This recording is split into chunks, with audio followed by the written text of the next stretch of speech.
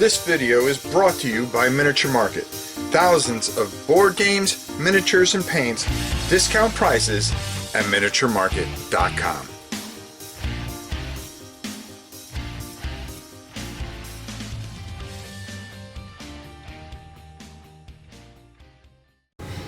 Hey everybody, it's your old pal Rob. Today we are taking a look at yet another one of those little tin series masterpieces from a genius onto his own right, and that's our good friend Jason Glover, part of Grey Gnome Games. And well, we're going to be looking at Gate.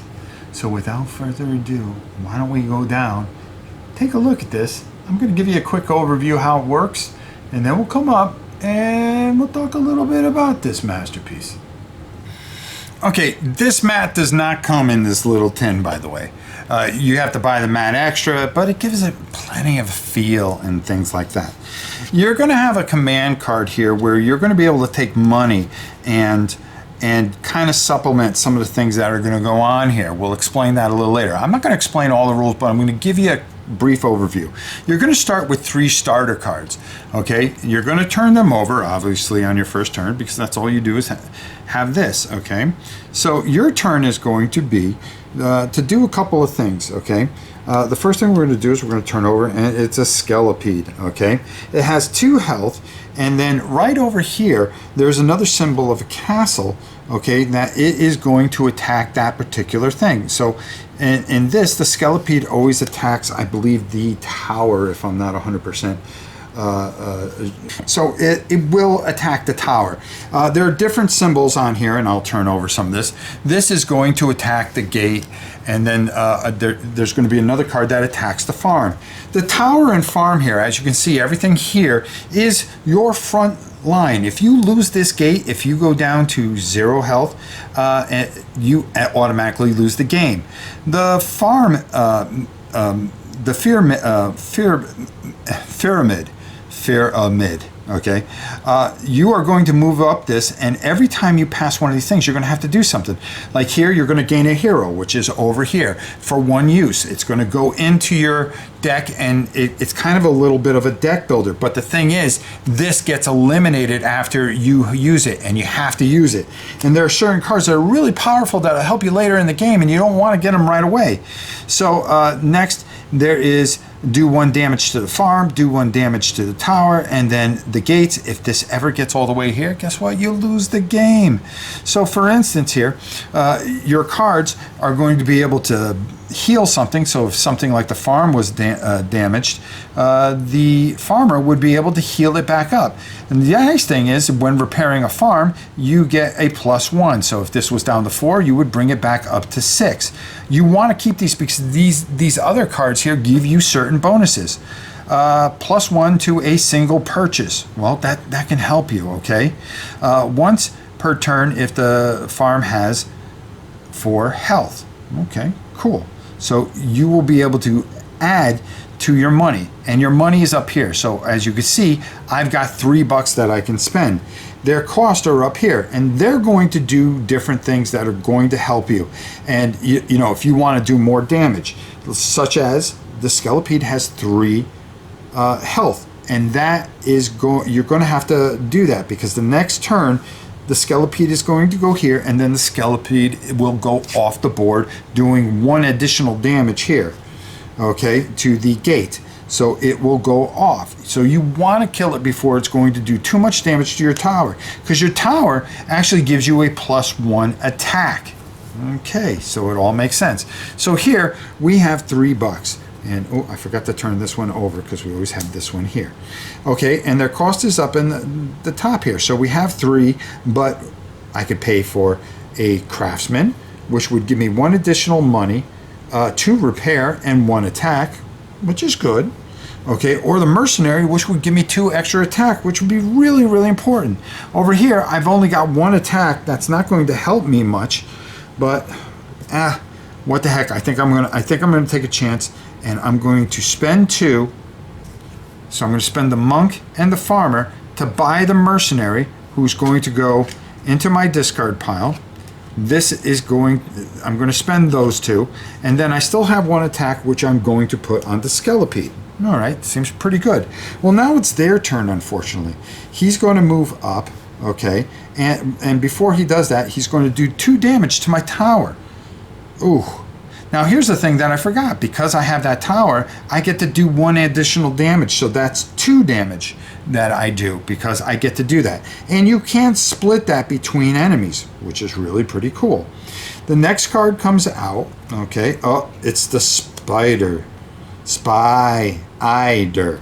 And he does 1 damage to the gate. So I really want to get rid of him. So now I'm going to take these cards. I'm going to mix these back up as such. Okay, and hopefully I'm going to get 3 cards that are going to help me in the right way.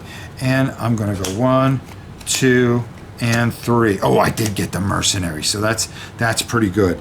We're going to move this over here. We're going to bring the craftsman down, and we are going to turn over this card because we bought a card. Now, here's where things get a little tricky here. Okay. We've got to be very, very, very careful as far as how things go here, okay? So now we would have 2 that we can spend, but also we would be able to use that if this pyramid, if we had moved up on the pyramid, that would have been pretty bad. But we are going to do 2, 3, and that is going to do... This will do damage to the gate. I want to get rid of him. So I could do 2 plus 1 is 3. I would definitely get rid of him. And if I could do 1 more damage, I just don't have the damage to do it. Now, what I can do with this farmer, because I don't have anything to buy with a 2, I can use the repair option on here. So that would bring me up to 5, which would be pretty good and keep us pretty safe, which we want to do. So that would go into my discard pile. Okay, and then I have nothing to do. This is almost a waste, unfortunately, with the monk, so that is going to do anything. But I'm going to do 2 to the spider, and then 1, because I get the +1, and I could put it on anybody, and get rid of the skelepede. So now, when he attacks, and because I defeated this, I'm going to get 2 victory points, and I'm going to make a pile. I have to be able to survive this and see how many victory points I can get without these guys, because once these guys attack and they go off the board, they are lost and out of the game. So now I was able to do 2 here. They're going to do 1 to the gate, which is not going to help anything, and that is going to, you got to watch out, because now you're going to turn over the next card, and it is a plague rack with 4 health. It is going to attack the farm, and because this is attacking, it also went up on the pyramid. Okay, so I forgot to add that. Okay, the pyramid, which means when it goes up, we have to resolve this here. So gain 1 hero card. Now, if I don't get rid of these guys, I am going to go up 2 on the pyramid, which would stink again. And what happens is we start doing damage to things.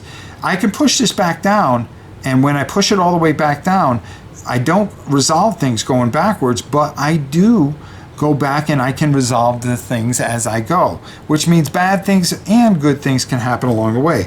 I would get one of these, okay, and I wouldn't look at it. I would put it into my thing. Look at this, it has 4 repair. That's awesome. I can repair my farm all the way up to its natural health. So there's a lot of different variances, and the enemies get nastier and nastier and nastier as you go. As you can see, we would head into wave 2 and wave 3 and so forth and so on. If I don't have, like over here, I had 1 money that I could have used. I could have used this to discard all these cards and refresh this. Or I could use, if I have just money and nothing I could buy up here, if I get log jammed, I can do things that can get me out of that log jam. Brilliant, brilliant design. Just a fun tower defense game. It's not as easy as it looks, meaning that you think you're going to get through it pretty quickly, and you say, oh yeah, I could beat this. There's not a ton of cards here. Good luck, folks, because trying to get that deck built a certain way doesn't help. And as things start creeping up on this pyramid, and and you can't utilize some of the things that you have, it gets tricky and it gets tough. But the most important thing here is just plain fun. And isn't that what it's all about? You know it. So let's go up top and get my final thoughts from yet another fantastic little tin game here. It's called Gate from Grey Gnome Games and our good friend Jason Glover. A lot of tower defense in a very small game. And for me, that, my friends, is glorious. Now, the mat doesn't come with it, but I will tell you this. This is fun. And there's a lot of ways that you can lose, and you think you got things under control, and guess what? The wheels come off the bus. This isn't the easiest game to play or win, and it's easy to learn, but impossible to master. And that's what the true masters do. You know, when I think of great designers, I think of Richard Launius, Herman Luttman. I mean, you know, some of his easy mechanical games. You know, easy to learn, but impossible to master. And it's people like that that Jason Glover has aligned himself with, where he takes just that basic core and builds this incredible theme. I mean, you saw some of those things. The spider, you know, I get it, spy, der. Okay, but anyways, you know, some really, really cool creatures, and you see them in the tin helm. Now I'm waiting on my iron helm and all that stuff to come in. And I can't wait to get my hands on it, because for me that's even bigger, because I bought everything for it. And to actually have that and see how that plays, if it plays anything like these couple small tin games like Tin Helm and of course Gate, I can't wait. Now I did make a mistake with Desolith. I got the insulation or something. I did not get the game itself. I got all the expansions for it, but I didn't get the base game. So I gotta try to get my hands on that, because that is kind of like Tin Helm in space. Which hurry up and go get that, folks. All right, because if it's anything like Tin Helm, you know, this reminds me a lot of some of the games that I really truly love over the last couple of years. I think of 4 Against Darkness, D100, Escape from, whether it's the Dark Sector or the Dark Castle, another masterpiece. And now, you know, these 10 games, okay? It doesn't have to be in a $400 Kickstarter box to be a great game. It just has to be smart. It has to have theme. It has to have passion built into it. And these are the type of games that it doesn't matter the size. It's the heart that's put into them that makes them great. And this is what Jason does.